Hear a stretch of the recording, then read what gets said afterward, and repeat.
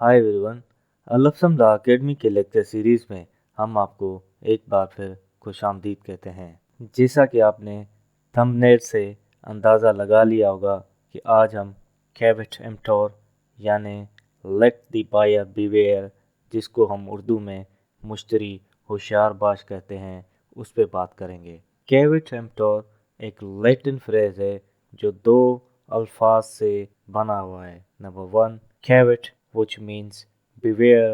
Number 2 emptor, which means the buyer. So the word caveat emptor, the principle caveat emptor, or the phrase caveat emptor means let the buyer beware.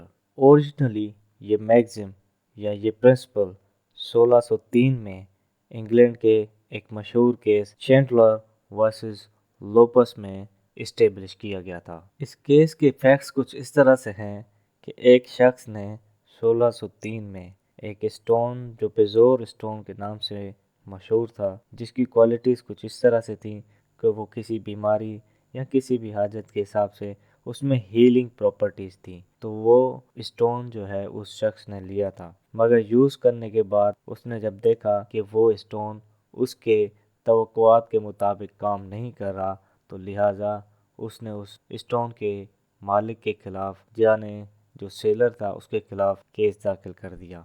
कैवेट एम्प्टोर law of contract का एक principal है जो properties के issues में या फिर sales of goods के issues में एप्लीकेबल होता है। इसका सिंपली मतलब यह है कि जो बायर है किसी भी चीज़ को परचेज करने से पहले उसको अपनी होश व हवास के साथ वो चीज़ परचेज करनी चाहिए, क्योंकि बाज़ दफ़ा ऐसा भी होता है कि चीज़ों में डिफेक्ट होते हैं। और आपने अमूमन देखा होगा किसी भी शॉप पे एक बैनर चस्पा किया हुआ होता है कि चीज़ खरीदने से पहले चेक करके ले लें, वापस या तब्दील नहीं होगा।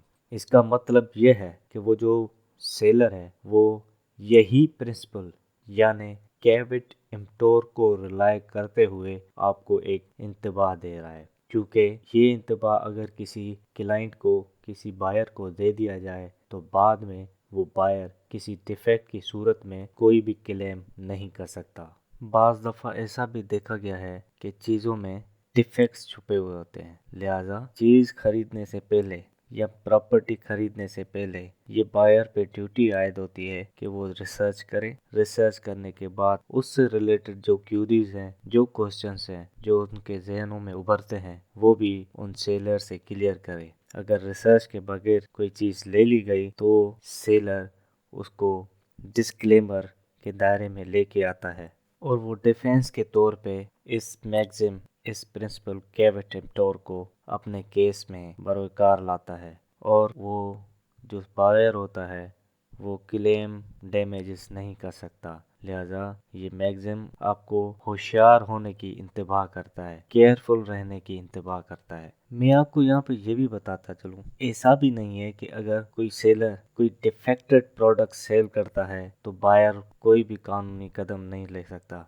ऐसा हरगिज नहीं है, क्योंकि इस मैगजिम कैवेट एम्प्टोर पे कुछ एक्सेप्शंस भी हैं कि अगर सेलर कोई मिस रिप्रेजेंटेशन करता है, कोई फ्रॉड करता है, तब वो ये मैगजिम अप्लाई नहीं होता उस सूरत हाल में। लिहाजा बायर इस सूरत हाल में जब सेलर उसके साथ मिस रिप्रेजेंटेशन कर रहा हो या कोई फ्रॉड कर रहा हो तो उस सूरत हाल में वो कोर्ट में केस दाखिल कर सकता है और डैमेजेस या रिटर्न ऑफ दैट प्रोडक्ट्स के उसूल अपना सकता है। जहाँ तक कैवेट एम्प्टोर के कानून की बात है तो पाकिस्तान में 3 किस्म के कानून इस प्रिंसिपल के बेसिस पे बनाए गए हैं। पहला कानून कंज्यूमर प्रोटेक्शन एक्ट के नाम से मशहूर है, जिसमें जो डेली लाइफ की चीज़ें होती हैं, जो कंज्यूमर होते हैं, उनको अगर डिफेक्टेड प्रोडक्ट्स मिल जाएं तो इस कानून के तहत वो कोर्ट ऑफ लॉ में उस सेलर के खिलाफ केस दाखिल कर सकते हैं। दूसरा कानून सेल्स ऑफ गुड्स एक्ट 1930 है, जिसके तहत भी ये गुड्स के मामलात, ये डिफेक्टेड आइटम्स के मामलात डील किए जाते हैं। तीसरा कानून